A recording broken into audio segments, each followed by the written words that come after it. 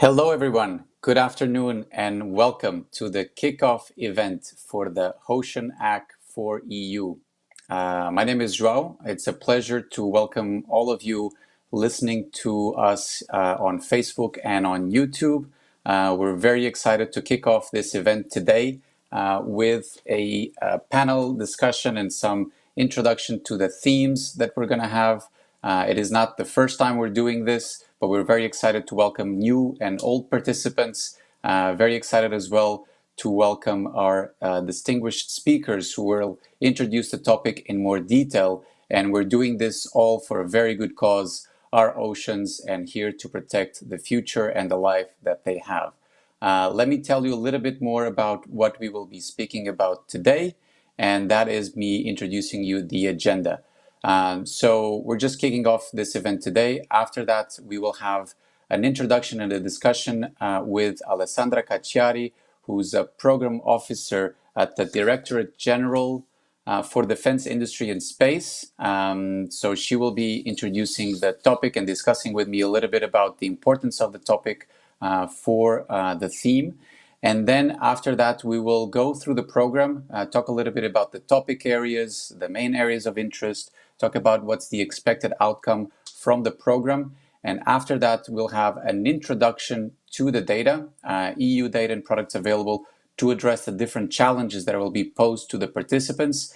That will be done by Aurora Biardeau, product owner at Mercator Ocean International. After that, you'll have an opportunity to ask some questions in case you have them, so that you can be clear and sure of what you can build and what you can manipulate in terms of that data that's available. And after that, we have an overview of the Copernicus Marine Service website, all the resources available for you during the hackathon, and also some use cases to get you up to speed on what has been done before, what you can do with this data, how to make best use of it, and that will be done by Fabrice Messal, who is a UX and user learning manager at Mercator Ocean International. You'll also have the opportunity to ask some questions, and I advise you to take that opportunity because we have leading experts here today welcoming you and also taking their time to answer questions ahead of the event. I will give you more details about the event, how everything happens, and how to register yourself for the event and go through that. But before we get into that, it is my absolute pleasure to welcome to this hackathon launch the program officer at the Directorate General for Defense Industry and Space, Alessandra Cacciari, which is responsible for the implementation of the EU Earth Observation Space Program, including Copernicus. Welcome, Alessandra. Welcome, Joao. Hi, everyone, and good afternoon to you and also to everyone joining us today. And thanks a lot for having me today with you to share this very nice event. So, Alessandra, today we're launching this Ocean Hack for EU, the objective of which is to find data-driven solutions to the challenges that the ocean face, big challenges that the ocean is facing. Because we're talking about protecting the ocean, last week was held the UN Ocean Decade Conference. And I think the Copernicus program, and in particular the Copernicus Marine Service, was represented at this event. Can you tell us a little bit more about the role that the EU programs are playing in this type of international setups? Sure. Thanks a lot for your question. Well, the presence of Copernicus via the Copernicus Marine Service at events like the UN Ocean Decade Conference highlight really what is the crucial role of the European Union programs in international meetings focused on ocean conservation and sustainability. Well, we know in a nutshell that Copernicus Marine Service is providing free, regular, and authoritative information on the state of the ocean, either physical, sea ice, biogeochemical, on a global, on a regional scale, giving shape to really a robust ocean products catalog.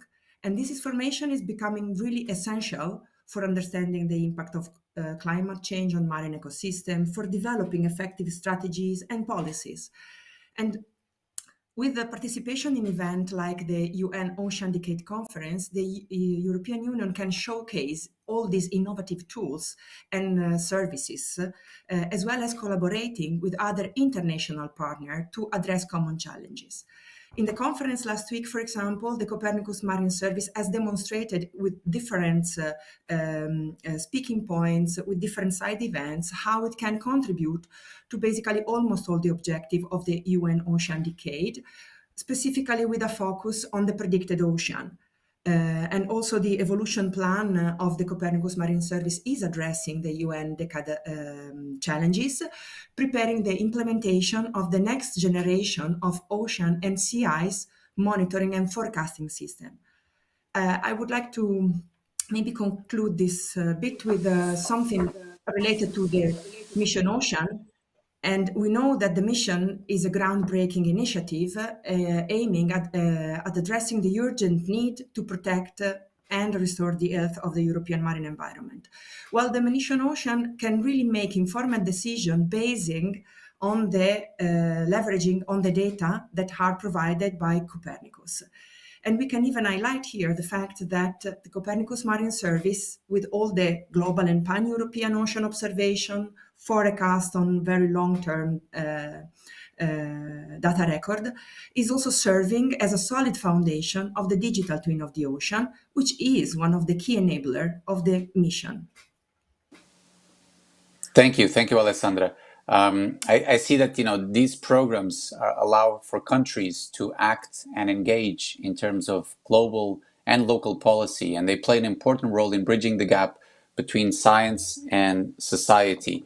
However, it seems like as a society, we could go a little bit further in this direction. What do you think? Absolutely, yes. Yes, we have a great infrastructure. We have satellite in situ data and with collected within multiple and different framework. And our program, Copernicus, is really there to respond to user need. It is designed to respond to user need, to a different type of users. For example, we can go towards the shipping industry.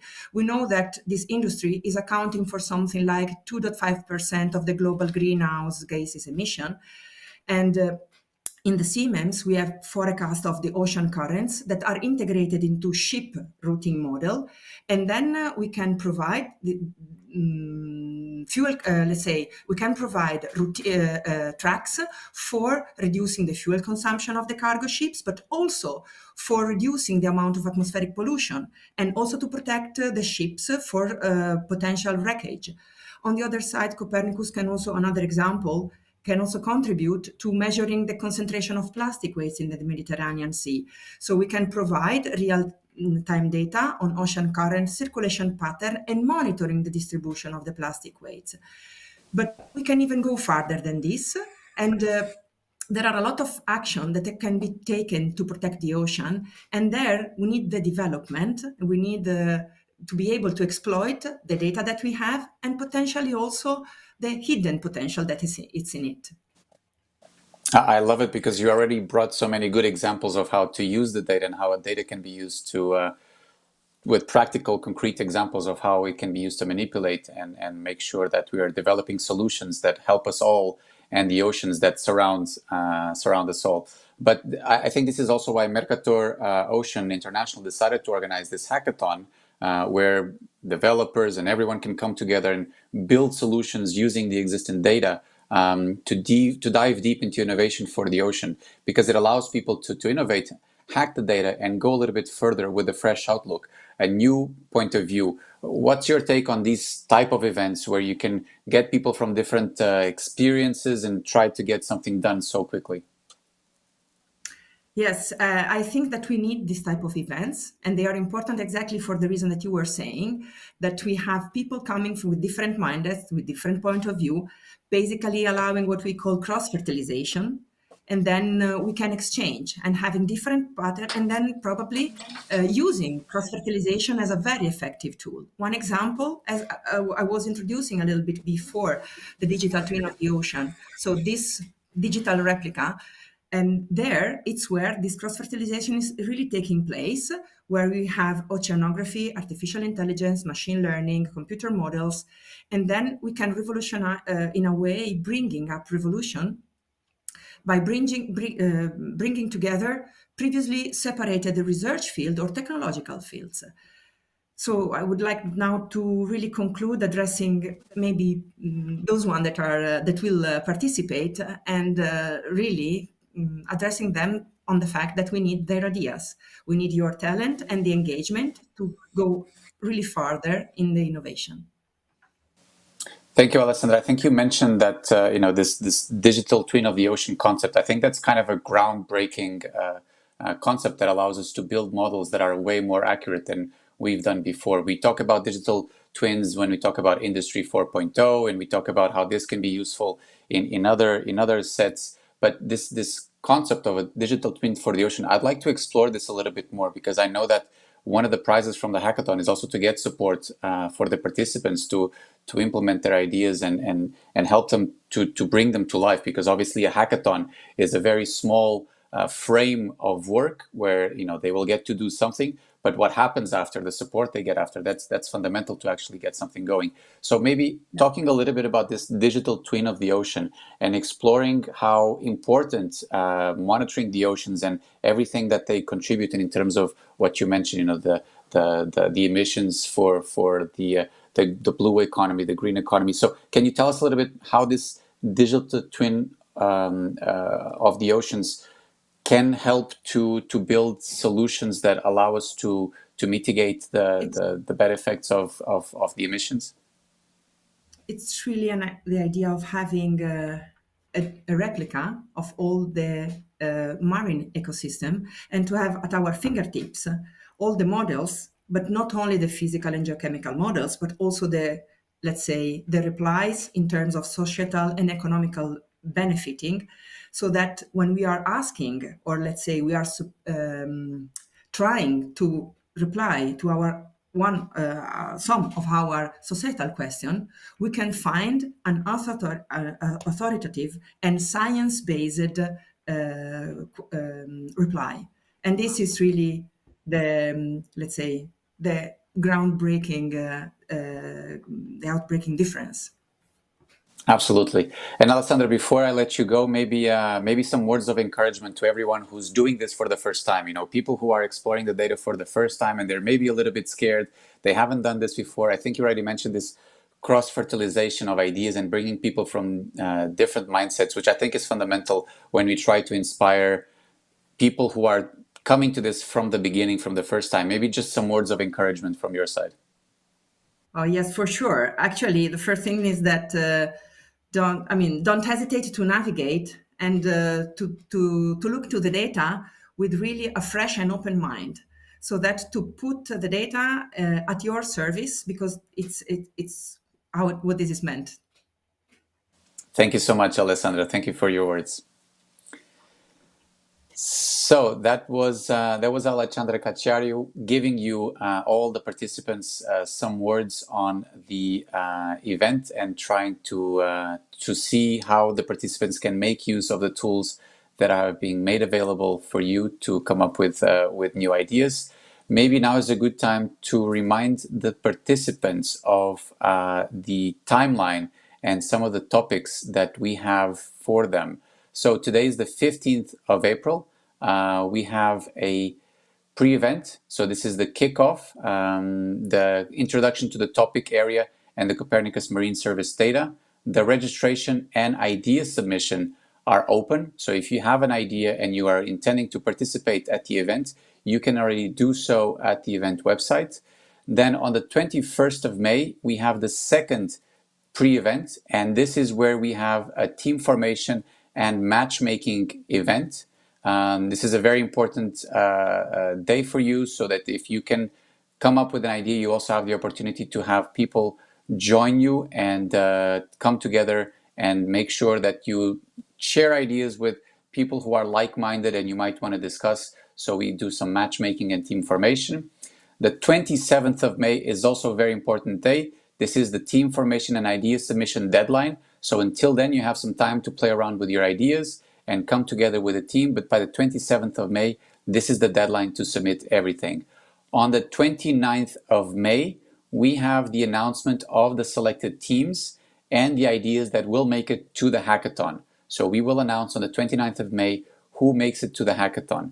And then finally, on the 3rd to 7th of June, we have the main event. So this is when the hackathon takes place, the Ocean Hack for you. It's an online hackathon, so you can work from the comfort of your home and or your office, and you will participate from the 3rd to the 7th of June.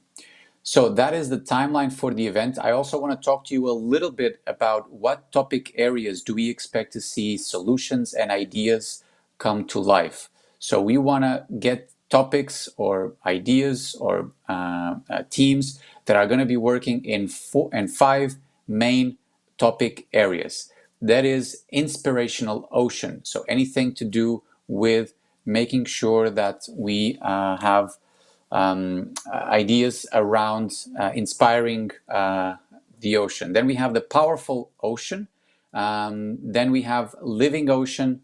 Finally, we have healthy ocean and safe ocean. So around these ideas, you should be able to come up with topics for the hackathon, which, as I mentioned, will take place from the 3rd to the 7th of June. The idea submission is already open. You have time to think a little bit about what topics you want to bring. Taking into account that this is a data-driven hackathon, so there will be a lot of data sets made available for you. And this is what we want to start exploring now together with Aurore Biardot, who is a program or product owner at Mercator Ocean International, and is going to talk to us a little bit about the data sets that are going to be made available to the participants. Welcome, Aurore. Thank you very much. So to introduce myself quickly, I'm Aurore Biardot. I work as a product owner at Mercator Ocean International, and I will introduce the different data sources that you can use during this hackathon. I have a couple of slides to share. Okay.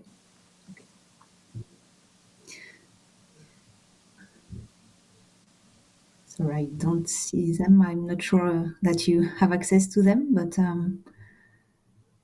I can still start. Okay, now it seems to work. So there are 3 different sources that will be available during this hackathon. So the first is the Copernicus Marine Service. So that was already briefly introduced. So it is the marine component of the Copernicus program of the European Union. So it provides satellites and in situ observations, as well as models, so analysis and forecasts. Then you have access to EUMETSAT, so it is the European Operational Satellite Agency for monitoring weather, climate, and the environment from space. So it provides satellite observation. And finally, there is EMODNet, which is a network of organizations supported by the European Union Integrated Maritime Policy. And EMODNet provides mostly in situ observations. So now I'm gonna dive into each of it, and we're gonna see a little bit more details. So I will start with the Copernicus Marine Service. So to give you the big picture, so there are 3 different data sources that we gather in the Copernicus Marine Service. So as I just mentioned before, there are satellite observations, in situ observations, so from buoys and vessels and so on, and models, so numerical models. About the temporal coverage, you can have access to data in the past that we call multi-year, so up to 45 years in the past, up to data in the present, so real-time data, and forecast data in the future up to 10 days. And then about the geographical coverage, The Copernicus Marine Service covers the global ocean, and you can have access to higher resolution data on regional European seas, such as the Black Sea, the Mediterranean Sea, and, for example, the Arctic Ocean, the Baltic Sea, and the European coasts. Then, in the Copernicus Marine Service, we like to say that we can sort the data into three main categories that are the blue ocean for physics, such as currents, temperature, and so on. The white ocean for the sea ice, for example, ice coverage, icebergs, and so on. And the green ocean for the biogeochemical aspects, for example, nutrients, oxygen, primary production, etc. And those are examples of the data that is provided in the Copernicus Marine Service. So for each of the ocean, you can see here the list of. It's not an exhaustive list, but a list of data, a list of families. So, for example, for the blue ocean, there are waves, sea surface height, surface wind. For the white ocean, it's all about sea ice. And for the green ocean, you can have all the ocean color products, for example, with transparency, turbidity, the oxygen, the carbonate system, and so on. So you can have access to all of that from the Copernicus Marine Catalog that is displayed here. So it is a web portal. You have two ways of accessing the data. The first one is through a catalog, so you can just have access to documentation and download the data, which is in a NetCDF format. And the second way is to visualize the data on a map. And I think Fabrice will show it to you later via a visualization tool, which is on the right. Now I will talk about EMODNet, which is the second data source that I mentioned. So EMODNet, as I said, is a European Marine Observation and Data Network. So it is a marine data service of the DG Mare of the European Union, which provides a pan-European marine environmental and human activities data.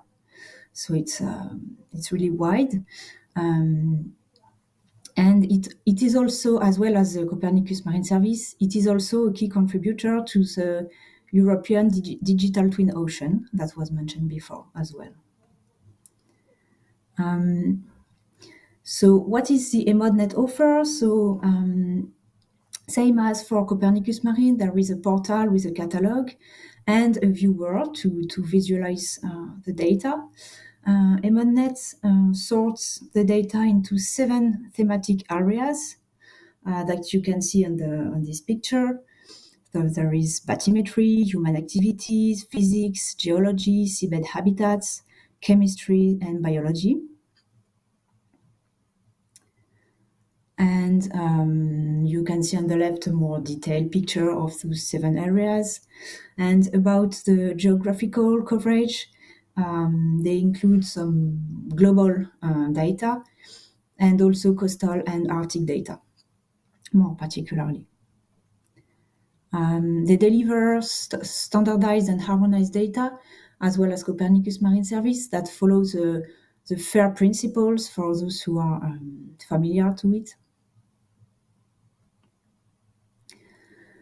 And then I will finish with the third source that I mentioned, which is EUMETSAT. So what is EUMETSAT? EUMETSAT is a European organization for the exploitation of meteorological satellites. So it is an acronym. They operate weather and environmental satellites for Europe. They have a history on providing data on sea surface temperature, sea level, wind, and wave, and more recently on ocean color data through the Copernicus program. They include the Sentinel-3 and 6 are their main missions. as well as OSISAF. And then here you can have a picture of the three main fields of EUMETSAT. So the three main thematics are altimetry, surface temperature, and ocean color. So you can see some examples of what is done by EUMETSAT. So, for example, there are ocean currents, ice detection, oil pollution, fishing zones is very diverse as well. About the data access, so they also provide data which is downloadable and also viewable on visualization tools. And the Sentinel missions are also accessible via the Wikio web portal. And finally, here are the EUMETSAT main resources that are available for you. So you have access to a user portal, some tutorials, courses, case studies, and so on. So for all of those sources, you will have access to a number of resources to help you diving through the data. And that is all for me. So that was just a brief overview of these three services. I hope that was useful for you, and I thank you for your attention. Absolutely. Thank you so much, Aurora, for that. I'm waiting to see if someone has some questions in the chat of Facebook and YouTube. And while I wait for that, maybe I ask you just that you presented three different sources where the participants can go and dig for data and try to manipulate it and use it. And I'm assuming some of it might be overlapping. So there might be some data sets that you might want to use from one source or another, depending on the idea that you're trying to approach. Imagine yourself as a beginner. Imagine that you haven't really touched data that much. Hopefully, we also have some veterans from previous hackathons that are participating, but imagine that you're a beginner. And which of these three different sources would you recommend someone who's just starting out, obviously without knowing what their idea is and what the specific data that they need, but which one of them would you say is more beginner friendly that they would start? Is it the CMEMS, the EUMETSAT, or the EMODNet? Which one is the one that's easier? I would say they are really complementary. As I said before, EUMETSAT is mostly from satellites, EMODNet from in situ, and Copernicus is both plus models. So maybe what I would advise is to have a look at the three websites and just look at the first page, just see the descriptions, and before diving into the catalogs, maybe just analyze a little bit what those three websites offer. And do you envision, or have you seen some ideas that are using data sets from the different ones so that they can use, for example, the satellite data and combine that with measurements in situ and try to model something out of those? Is that something do you recommend the participants to do that? For sure, they can have different sources. What I would advise is not to try to complicate things. So if they are familiar with the data, they can play with different sources.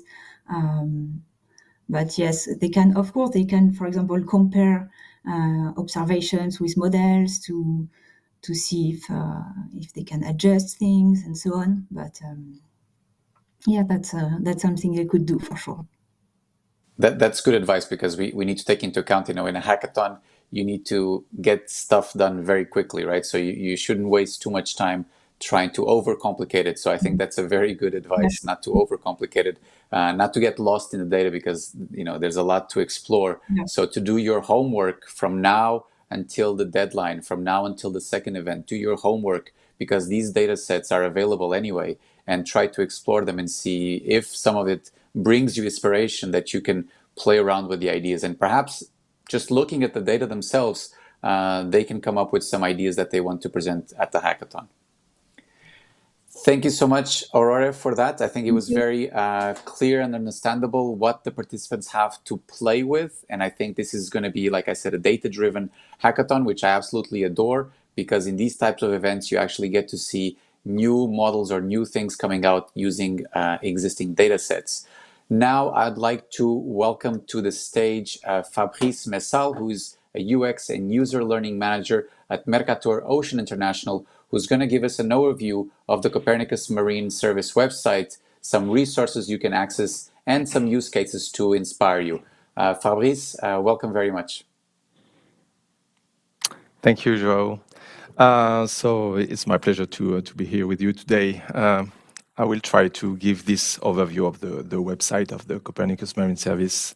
I will focus on this tool because, as Alessandra said, we want fresh and open mind to be innovative, and access and understanding of the data should not be a limitation for the participant of this hackathon. So it's very important for me that they don't have to be afraid about the website and to dive into this catalog with this amount of data. Okay, I will try to show that it's very simple to access the data and to exploit the data. So this is the Copernicus Marine website, and directly from the home page, you can dive into the catalog, you can dive into indicators or report about the ocean state, and you can explore the data thanks to different ocean visualization tools. So first check on the ocean product and the standalone, what we call the standalone catalog. So you can see all the products available on the Copernicus Marine Service here, with for each products. We try to gather all the information you need to understand what the product is coming from, the quality of the products, the user manual, and example of how to use the data, this kind of products in different use cases. And then you can explore the product into a viewer. I will directly show you the user corner. It's for me very important to let you know that you are not alone to exploit the data and to discover all this amount of products. You have a help center with all the questions you could have on how to access the data, the different format of data, the API you can use to access the data, etc. So you just have to type your research and access, for example, to information about the Copernicus Marine Toolbox, which is very useful to access our new cloud-based data format and marine data store. So you can see there is a lot of information on this help center.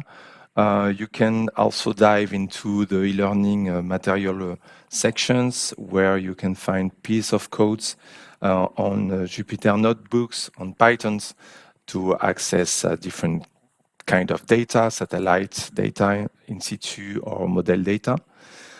So this is example from previous training workshops we organized all along the year, and you can access directly the codes, but also tutorial videos, also available on our YouTube channel. You will find the recording of the previous training workshops with all the demonstration, all the tutorial you need to understand and to access the different data. So I come back on the home page here. From the home page and also the user corner, you can access to the use cases. This is short examples of what people are doing with our data in different sectors of activity, and you can sort, you can filter all the use cases by what we call markets, ocean health, climate and adaptation, etc. And if you dive, for example, on this one, on this development of coastal ocean noise services, you will see how people can exploit the data, for example, to produce these coastal sound maps, which are very important to assess the impact of underwater noise on the marine life from offshore wind farm. So you will see example of dashboard of viewer they have developed, and to understand a bit more how they manage the different kind of data from Copernicus Marine Service, from EMONET, from other data providers. So it can give you ideas and yes, imagine the best way to go further in this kind of application or sector of activity. So as Aurore said, this is a open and free service, so you have just to be registered to access to the data and to exploit the data. But you can first visualize the data. This is the first important step to understand what you can have access. So if we go on the MyOcean Pro, which is the most advanced tool, you will see that you can access through the viewer all the catalog of data. Okay, so you found the catalog as you saw before in the standalone version, but now you can click directly on a product, then a dataset, and then a variable to access and to display the layer of this variable. So you will see there is different kind of thumbnails. You have information about the type of products you are you have on the screen. This is created products, so numerical models. Here, for example, this is with the little icon satellite observation, etc.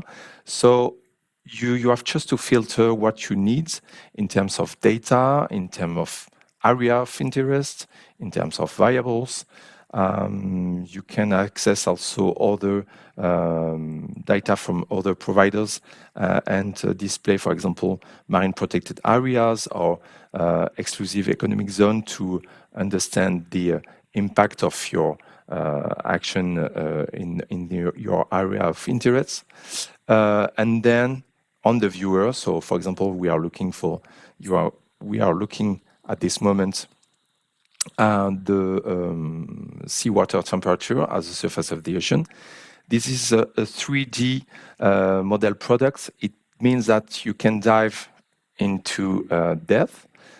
So if I play here with the depth level, I can display different level of information. And then you can zoom in, you can zoom out, you can play directly with data. If you click in one point, you will see directly the evolution of this variable along the time with the time series. You can play with the timeline.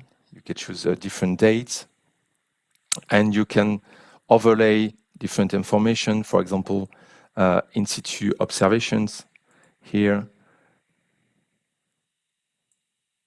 with these circles. There is a bit of latency. I'm sorry about that, but don't hesitate to play with this tool. Yeah, here it is. Yeah, so this is the in situ data. So you can, as Aurore said, you can compare data if you want high resolution data, near real-time data, reanalysis data in the past. You can select your area of interest. And the most important for me to show is that, for example, if you select an area of interest, let's see in the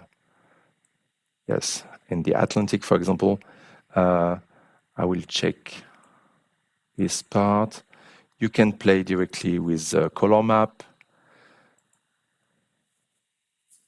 You can auto adjust the range of the mean and the max value of the color bar. And then if you want to access data, you click here. You can define on map your area of interest directly, like this. And then from this from this window, you can directly download the product as a netcdf file, or you can have directly the code in the command line interface format or Python application programming interface format, and you have directly to copy paste on your code this piece of code, this line of code, to access the product and exactly what you have defined in the viewer. So this is very powerful. I encourage you to use the Copernicus Marine Toolbox and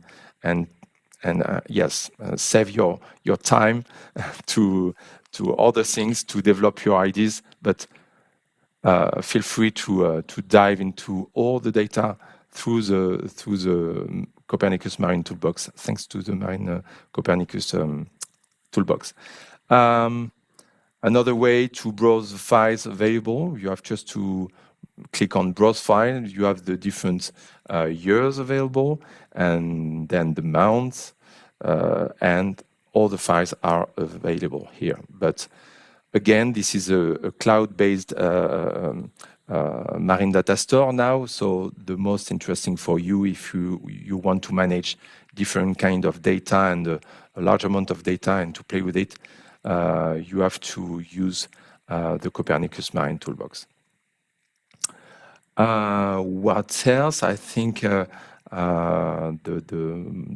tour is done. Use cases, user corner. Yeah, you have the chatbot.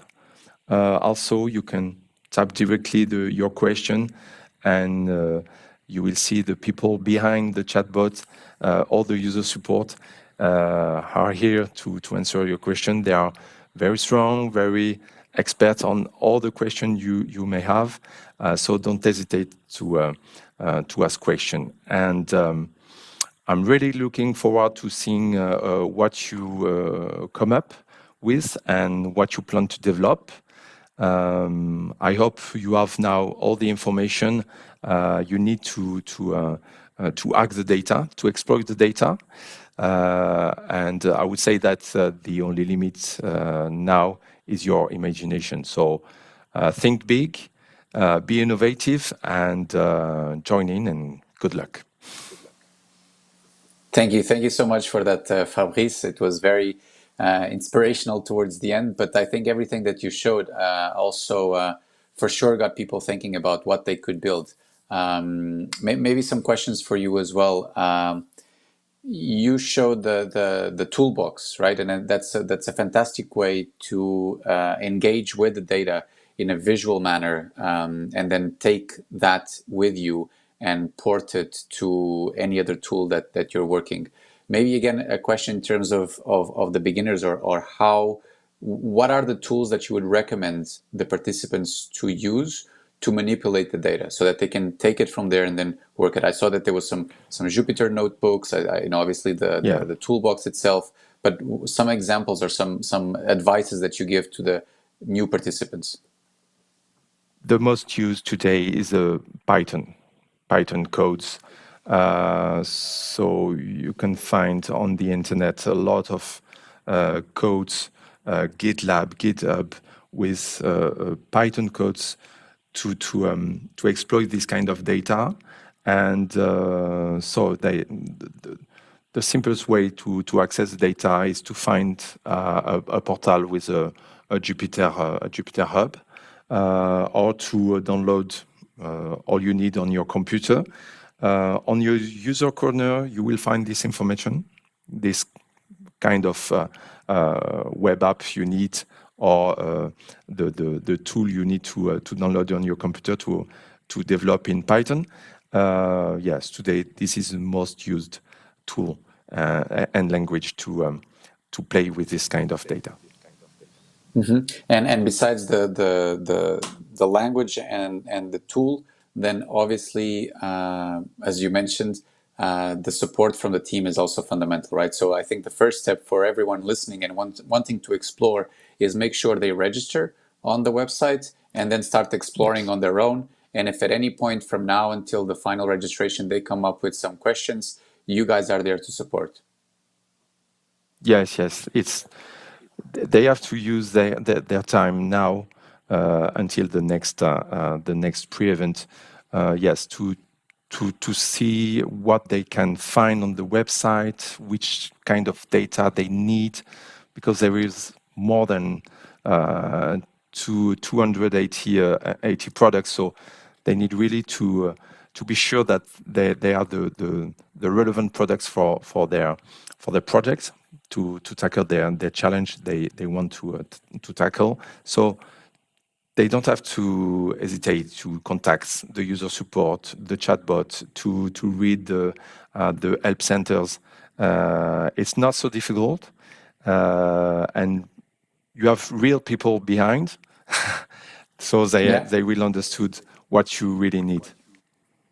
Yeah, and I think one point that you highlighted, and I think it's very important, is this use cases where they can actually see some examples of how to use the data and how to come up with real practical examples. Obviously, we're talking of a short hackathon, so they need to take that time limit into account. But maybe Fabrice, you've been to so many of these different hackathons.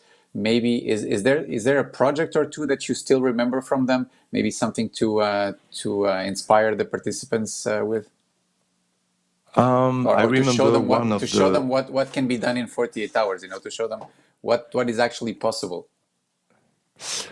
I remember the last hackathon we organized with another service called Wikio. I remember the team worked on marine data to produce indicators for decision makers. And so they manipulate the data, they made some computations with all the different sources of data to build indicators and real numbers to show, threshold for decision makers and take the good decision in it was I remember in the biodiversity protection topic. So it was very interesting to see how they really succeed to use science, to use data, and to as Alessandra said, bridge the gap between science and society, and say, okay, today policymakers need a real tool to take urgent decisions. We're facing to climate change impacts or different impacts from different sectors. And to take this decision, we need new tools, new way to understand the data, new information, not simply map or time series, but real indicators who really speak to decision makers. So I remember this project. It was I was very impressed to see in how in so much time they really achieved this platform. Absolutely, and I think this is also a testament for those that come to the hackathon itself prepared. That they took the time before the event begins to actually explore the data and understand what they want to do. Because as Fabrice, as you well know, and we've been through some of these events before, if you start at the event trying to understand the data or trying to what to do with it, you get lost. So there is time from now until the beginning of the event to really take your time, go to the website, register, explore the different data sets, try to understand what you can play with. Aurora already explained, there's 3 different programs that you can take advantage of. Fabrice already explained very well how you can take advantage of all that you can play around in a very intuitive manner and take that with you, manipulate that. So my advice to all the participants is, before the event begins, take your time to get acquainted, maybe even get inspired by the different ideas we have here, and the different data sets that are available. Because at the end of the day, the challenges are real, the policy and the political will is there, and we have the data that you can use during this event to make something meaningful and some really change to make sure that we have something tangible and built during this hackathon to help us in this big challenge. Remember this event, Ocean Act for EU, brought to you by the Copernicus Marine Service and implemented by Mercator Ocean International. This is going to take place in the beginning of June. The event, in a way, starts now because we are open for your ideas until the 27th of May, when we have the team formation and then the submission deadline. There will be a second event coming on the 21st of May, where we will do team formation and matchmaking, and then we will announce the participants or the ideas that will be taken forward on the 29th of May. So before I end this pre-event, I would like everyone to say a big wave goodbye, so that we welcome all the participants that were watching us and wish them all the best. Good luck to all the ones thinking about participating. My strong recommendation: don't wait until the last moment. Sign up now, register an account, sign up for your idea, and start playing with the data. And let's all make meaningful impact on a big, big, important challenge. Thank you, Alessandra. Thank you, Aurora. And thank you, Fabrice, for joining us. And see you all on the next event, 21st of May. Thank you so much. Thank you. Bye.